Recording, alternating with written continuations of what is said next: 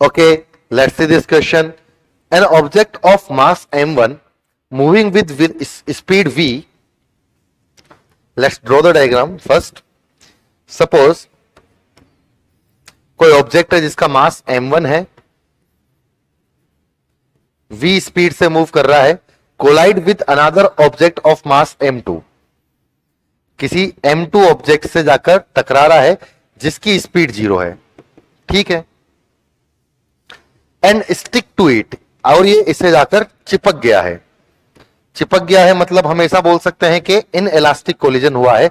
m1 और m2 एक combined system के साथ या एक कंपोजिट सिस्टम की तरह चल रहे हैं, और मान लेते हैं कि इनकी कंबाइंड वेलोसिटी v कंबाइंड से मैं दिखाता हूं. तो find the impulse imparted to the second object. दूसरे ऑब्जेक्ट या m2 ऑब्जेक्ट का पर कितना इंपल्स इंपार्ट हुआ है.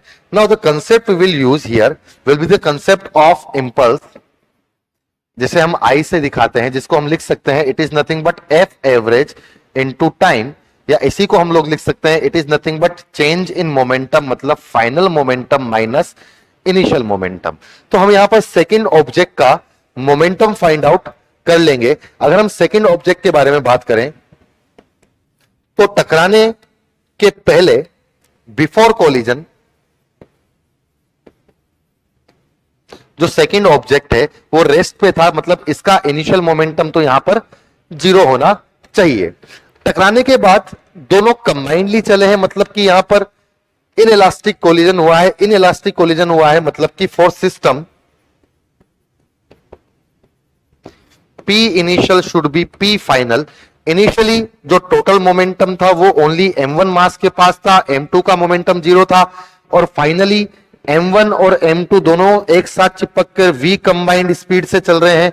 तो यहां पर हम v कंबाइंड की वैल्यू लिख सकते हैं. v combined is nothing but m1v upon m1 plus m2, मतलब हमें कंबाइंड स्पीड मिल गई है. तो यहां पर हम लोग फाइनल मोमेंटम m2 का